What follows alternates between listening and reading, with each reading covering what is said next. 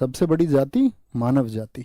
अब आएंगे, संविधान में निम्नलिखित में से कौन सा अनुच्छेद हमें समानता का अधिकार देता है, बताएंगे जी।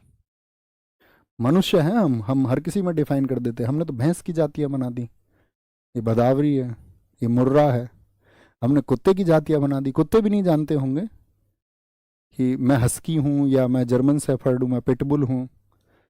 उनको नहीं पता होगा, वो खुद को कुत्ता ही समझते हैं। लेकिन हम तो वर्गीकरण में माहिर हैं, मनुष्य वर्गीकरण में माहिर है। बताएंगे, अब आंसर करेंगे फटाफट से। संविधान में निम्नलिखित में से कौन सा अनुच्छेद हमें समानता का अधिकार देता है? आर्टिकल 14 से 18। भारतीय संविधान का अनुच्छेद 14 में लिखा हुआ कानून के समक्ष समानता हमें किस देश के संविधान से लिया गया? कानून के समक्ष समानता। तो कानून के समक्ष समानता क्या बोलेंगे यहां पर? देख लीजिए इसको फटाफट से। Equality before law. Equality before law ये कहां से लिया गया? ब्रिटेन से लिया गया है। भारतीय संविधान के अनुच्छेद 14 में कानूनों के समान संरक्षण क्या बोलेंगे? कानूनों इक्वल प्रोटेक्शन ऑफ लॉज, ये कहां से लिया गया? भी समान स्थितियों में समान व्यवहार हम करेंगे। जापानी से कोई जिक्र नहीं आया यहाँ पे, तो समता के में फ्रांसीसी से लिया गया नहीं भैया, अमेरिकी। यूपीएसआई 2021, ये 2021 वाला यूपीएसआई का 2023 में हुआ था, यानी लास्ट ईयर वाला एग्जाम है। निम्नांकित में से क्या अनुच्छेद 14 के न्यायिक निर्वचन में शामिल नहीं है? न्यायिक निर्वचन में अब ये जितने भी कहते हैं भैया ऐसे पढ़ा दो, उनकी तरह पढ़ा दो, उनकी क्लास एक बार जाके देख लेना, कोई भी सर हो, ये प्रश्न मुझे करके दिखाना।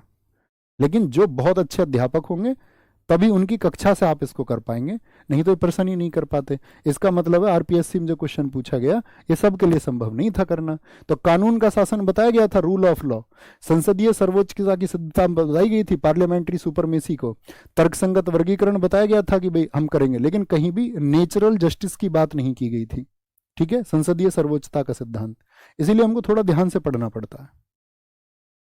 भारत के संविधान के अनुच्छेद 14 के अधीन कानून यथा प्रतिष्ठापित विधि के समक्ष समता तथा विधियों के समान संरक्षण के लाभ निम्नलिखित में से किन्हें प्राप्त होते हैं? ये प्रश्न बहुत समझने का है। देखो, जो भी समता के अधिकार है वो किसको प्राप्त होंगे?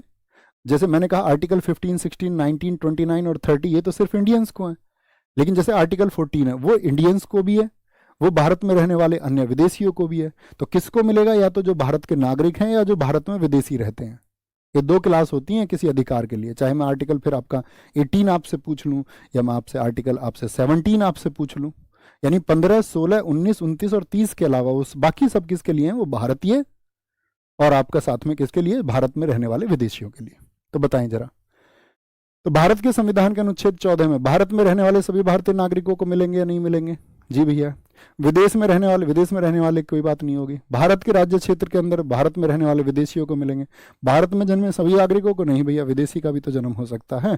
तो क्या बोलेंगे? केवल 1 और 3 होंगे, 1 और 3 होंगे। भारतीय संविधान का अनुच्छेद 15 किससे संबंधित है? बताएं। बोलने की अभिव्यक्ति, आर्टिकल 19 कल पढ़ेंगे। धर्म, जाति, लिंग, स्थान के आधार पर किसी नागरिक के साथ भेदभाव नहीं होगा। तो यही है, भेदभाव नहीं होगा। भारत के संविधान का कौन सा अनुच्छेद है जो राज्यों को बच्चों के लिए विशेष प्रावधान करने का अधिकार देता है?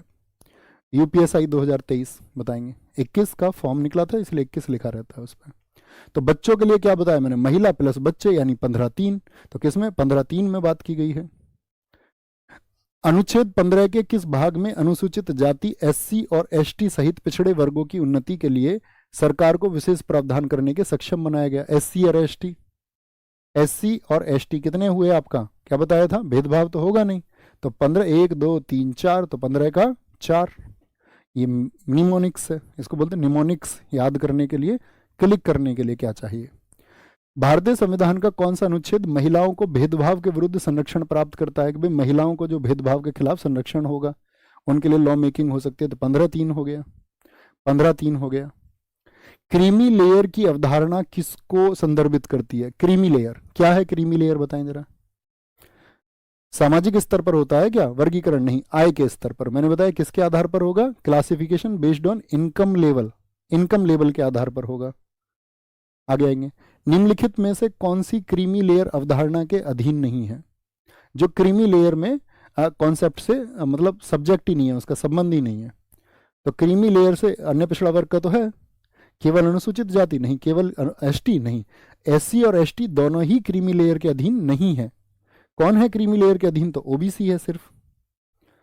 उस समिति का नाम बताइए जिसे ओबीसी के बीच क्रीमी लेयर की पहचान करने के लिए नियुक्त किया गया था और आपका 1993 में अपनी रिपोर्ट प्रस्तुत की और उसे स्वीकार कर लिया गया। तो 1993 में कौन थी? आपका रामनंदन समिति थी, यानी ऑप्शन सी सही हो जाएगा, 1993।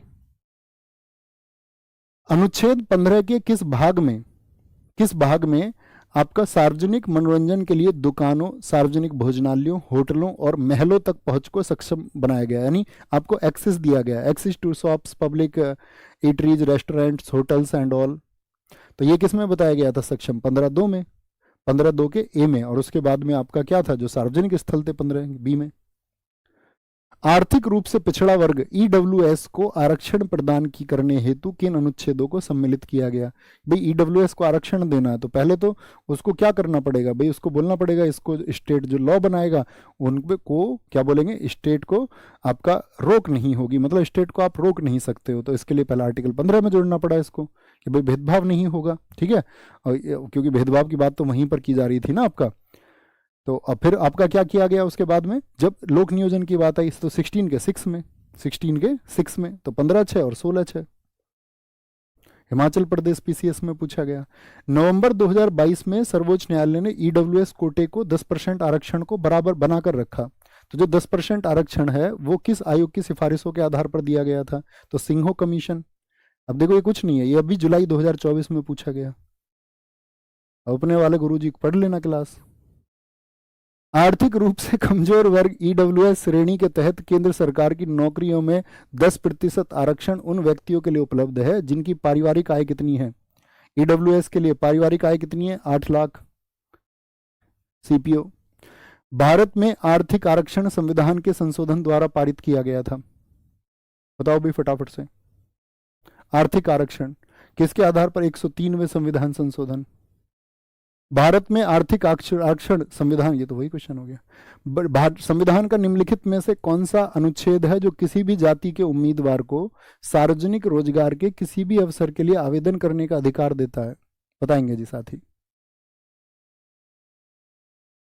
आर्टिकल 16(2) किसी भी जाति के उम्मीदवार को। तो 17 में तो बात ही नहीं की लोक नियोजन की, तो शासन है, इसमें तो कॉमन सब क्लोज देखने का मतलब ही नहीं बनता। पदोन्नति में आरक्षण कहां पर बात की गई है? 16(4)(a).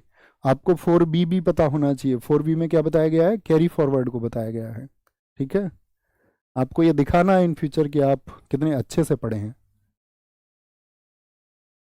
वो मतलब बुद्धुओं वाली फौज तैयार नहीं करनी है हमको। भारत के संविधान का अनुच्छेद 17 के उन्मूलन से संबंधित है, किसके? अस्पृश्यता के। हमारे जो छात्र होंगे वो बौद्धिक होंगे, बौद्धिक इंटेलेक्चुअल्स। भारत संविधान में अनुच्छेद 18 के संदर्भ में निम्नलिखित कथनों पर विचार करिए। भारत का कोई भी नागरिक विदेशी राज्य से उपाधि प्राप्त कर सकता है? नहीं भैया, नहीं कर सकता है, राष्ट्रपति की परमिशन के बिना।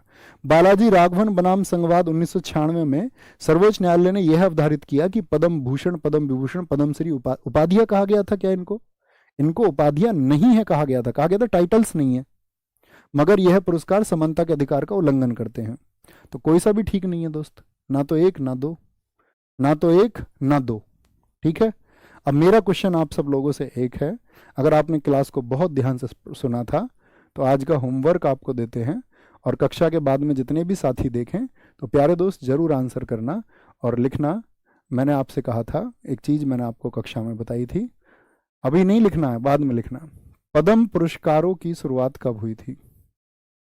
और ये होमवर्क देने का अर्थ पता है क्या होता है? इसका अर्थ होता है कि कितने बच्चे अवेयर हैं, आपके सुझाव, आपकी बातें, शुरुआत कब हुई थी। आपकी बातों का साथी सिर्फ इतना अर्थ होता है